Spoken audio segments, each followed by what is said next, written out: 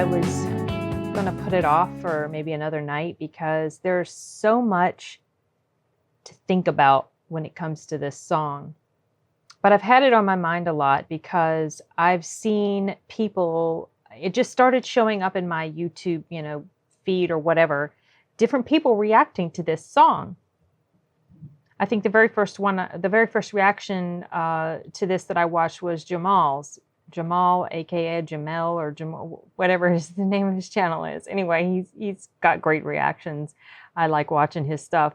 But I saw him, and then after watching his, then there were others that started to filter through.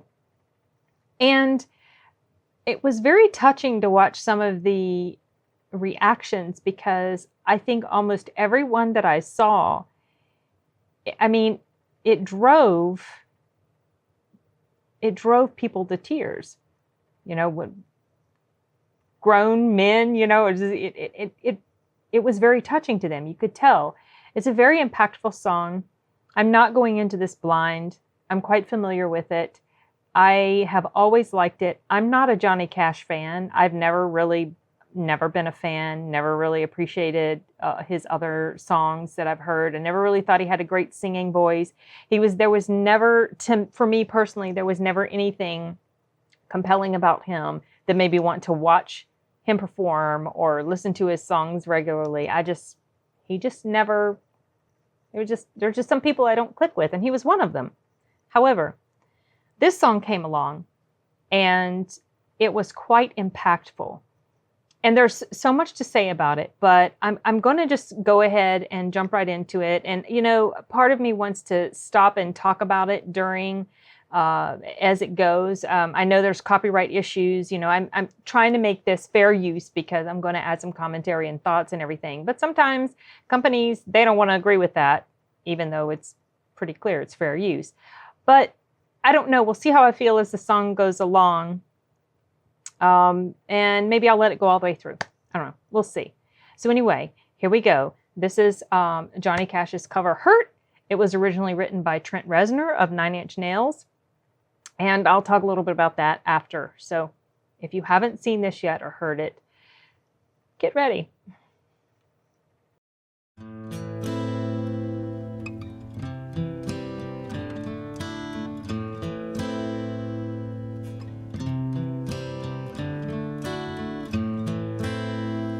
I hurt myself today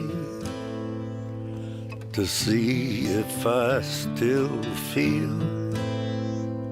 I focus on the pain, the only thing that's real. The needle tears a hole, the old familiar sting.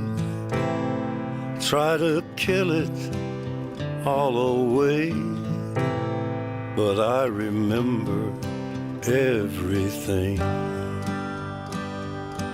What have I become?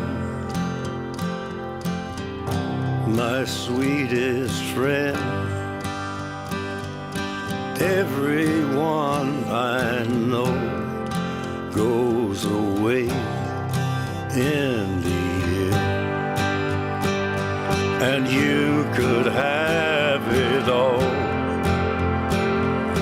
My empire of dirt, I will let you down.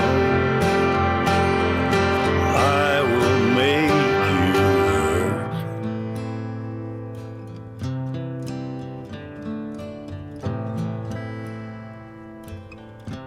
You stay the hell away from me, you hear?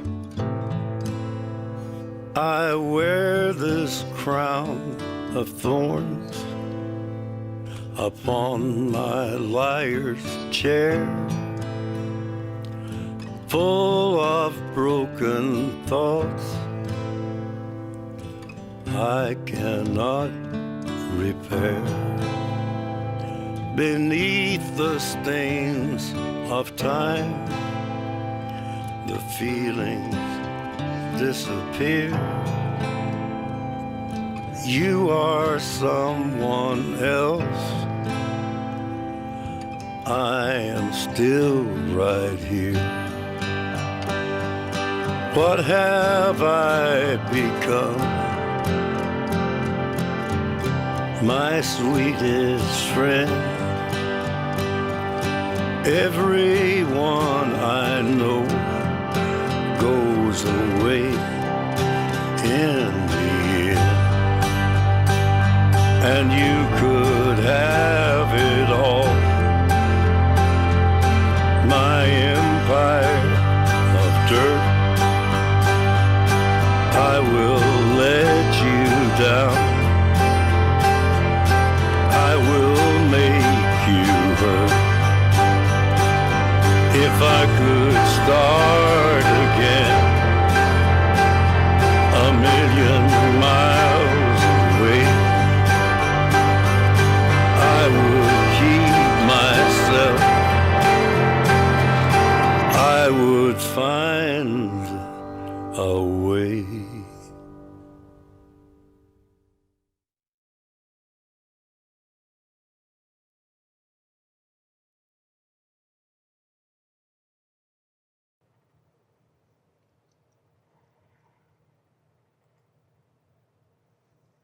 Okay. So that's a very impactful song, you guys. There's so much in it to think about. And there was something I was thinking about as it was playing, and I was going to mention it, and I completely forgot what it was. There's all these different things. So the making of this thing, the making of this video. The video is impactful. I think of the video, so like the song is good on its own, but watching the video is just like, I remember now what it was I was going to say. I read that this video was I try to remember exactly how it was worded, but that this video was like one of the saddest music videos ever made. Something along those lines. And that's true. I mean, because I think there's something about it that a lot of us can personally identify with. I don't think anyone in their whole life, or I don't think anyone has gone their whole life without regrets, without bad decisions that they've made, and the broken thoughts that they have, they can't fix because of these mistakes that they've made. Now, Johnny Cash lived a very hard life. He was not a straight individual as far as the way he lived his life. For many years, he was very troubled. I just now noticed, I can't remember if I noticed this before, but it was showing a picture of, so some of the filming they took place in his museum, which had been closed. It was like, what was it, dilapidated, it closed down. It was just like, as you see, that's what it was like when they went there to film it. I don't know why it had been closed to the public, but I guess whatever reason, it just didn't work out. So they closed it. And also part of it was filmed at his home. But I noticed, and there was a very quick picture that they showed of one of his records, like it was like maybe in a case or something, and the glass had been shattered. And I noticed the title said San Quentin. I think that's what it said. And I guess I didn't realize that he had actually spent time in San Quentin. I knew he had spent time in prison at least once because he was in trouble a lot. He had drug addictions, maybe alcoholism too. He just was a very messed up person, you guys. A lot of trouble in his life. So a lot of it stemmed from his childhood. He didn't get along with his father. He saw his brother die in front of him, I believe, and his father said something extremely hateful and hurtful to him about how that he wished it had been him that had died or something like that instead of his brother.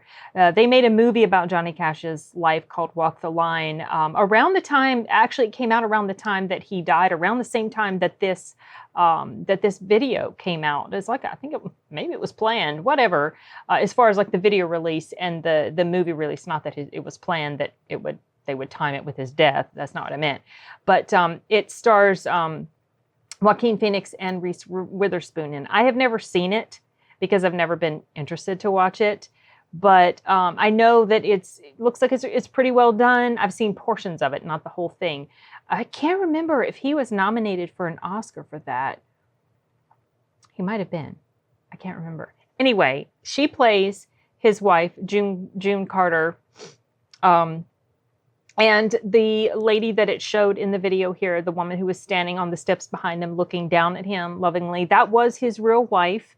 And about 3 months after this video was filmed, she died. And he followed her a few months later because, that happens a lot with people who are especially, advanced in age. Well, Johnny Cash was not that terribly old. He was like 71 or early 70s, I believe, when he died. So he had health issues, and he knew he was dying when they filmed this video. So they didn't have a lot of time to get this done. And he was frail. He didn't want to spend much time doing it. I think they filmed this in Tennessee or something, or parts of it, something like that. So they just didn't have a lot of time within which to make this video. And a lot of people have said that this was like Johnny Cash's farewell song. He knew he was dying, and this was a song that it was kind of like a song that expressed his regrets in life, the bad decisions that he had made and how it had hurt people in his life, his loved ones. He had been married before. He cheated on his wife with June. That's maybe one of the reasons why I was never really interested to watch Walk the Line. Things like that they don't really sit well with me. It just kind of leaves a very unsettled feeling in me, and it's kind of hard to reconcile that. And I mean, I'm sure, I have a feeling that I think he's regretful about not that he's regretful that he was with June, because it seems to me that June was kind of like his salvation almost, in a way, because I think there was something about her that made him want to be better, made him want to actually straighten himself out. Now, I don't know how long it took him to do that. I know that in the end of his life, he had finally he was, in his later years, he had improved himself. He was not as deeply troubled as he had been. He, as far as I understand, and I think she was a big factor in that. But anyway, so I was trying to go around to something that I was going to say earlier. It had something to do with them making the video. But this song was written, like I said, by Trent Reznor of Nine Inch Nails. Now, I have listened to portions of that original song, and I have to say I'm not a fan. If I remember, is like a heavy metal, pretty heavy. I don't really care for that type of music. So when I started listening to it, I'm like, yeah, no, not interested to listen to it. I know he's the writer, and it's an excellent song. It's very well written.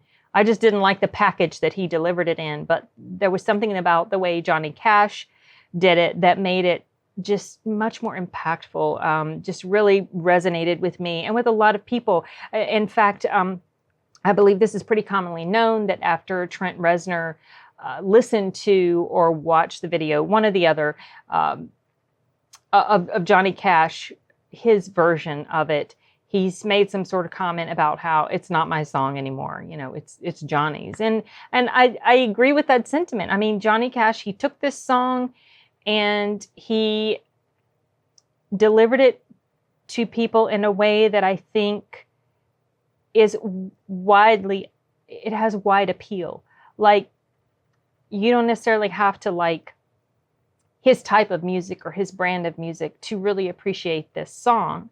That's probably why this is the only song of his that I really like, because there's just something so fundamentally deep and impactful about it in the message. And he just did an excellent job at it. I don't think anybody could deliver it the way he did, because when you watch the video, you can see the regret on his face. It's like you can see the pain in his eyes and the sorrow for all these things that he had done through his life. These hurtful things that he had done to people, like I said, that he loved. And it's like, I don't know, it's like the lyrics, when he's talking about broken thoughts, and it's showing him sitting at the dinner table with this feast laid before him, and he's the only one there. He's alone. He takes the wine and he pours it out. It's his empire of dirt. In the end, when you leave this world, you have nothing. You can't take anything with you, and everything you have is nothing but dirt. That's all that you become after you pass is just dirt. You return to the ground. It's just very sobering, very, very deep, impactful, sad, but reflective. I mean, it makes you kind of think. It sort of makes you feel like you want to take stock of your life, where you've been, the things you've done, the mistakes you've made. Try to be a better person. If I could start again, as he said, if I could start again, a million miles away, I would keep myself. I would find a way. I think that's the way the words go. Like if he could start again, he would try to keep himself straight, keep himself good, keep himself, I would find a way to do it. I would find a way to be better. So, it's sad that sometimes for people that it takes them to the end of their life before they come to this realization. And I don't think it didn't take him to the very end of his life, but it took him a while to get to that point where he, straightened up and, started to walk a better pathway, a healthier, spiritually, mentally, physically healthier type of pathway that he, I believe, was finally able to, go down in the end. Something that I read that was kind of sad was that I believe the house that they filmed this in, it actually burned down like a few years. I think in 2007, it burned down a few years after. So that's gone. He's gone. His wife is gone. They were talking about how they made the film, and they had access to the museum. I believe it was the museum, or it was either his house somewhere. And they were in this room. It was like all this film of him from his performances, and they used that to create this video. And it was, and I believe that, showing these older images of him when he was younger and healthier, beside the images of him older and frail, and you could see he knew he was going. You could see in his eyes he was dying, I believe, when they were filming this, or he knew that his days were very numbered. He wasn't going to have a whole lot longer. To show that the beside each other, those two contrasting images, it's really deep. And it's very profound. I mean, I can't think of enough good words to say about this song and this video specifically. And I think that it's just got a message that can resonate with everybody. I've already said that, I believe, but it's just a really good song. And it's one of those few songs, one of those few videos that just kind of just stabs you right in the heart and sort of sticks with you, like you can't forget it. There's a few songs that are like that for me. And this is certainly one of them. And this will probably be a song that I always appreciate, in different ways, I guess, depending on what's going on in my life at the time, as how it impacts me. It's the symbolism in some of the images that they showed, the images of Jesus being crucified, and that one scene of him, showing him up close, and he's like this, and he's crying. That just kills me, watching that. And then when he's pouring out the wine and his hand is shaking, and it's just his frailty, and just, I don't know, it's just touching, you guys. It's really, really touching. So anyway, I can't think of anything else to add to this, and I feel like I've ended this evening on a sad note, but I feel like it was worth it, because this is one of those songs that it's just kind of meant to sort of stick around and in your head and in your heart. And I appreciate both of these guys for bringing this to us. Resner for writing it, Cash for for singing it, and for the video directors and producers or whatever, the people that were involved in making this. Just they created a piece of art, and I really appreciate it, and I think a lot of other people do too. So, okay, well, that's it. I'm wrapping this up, you guys. Nos vemos.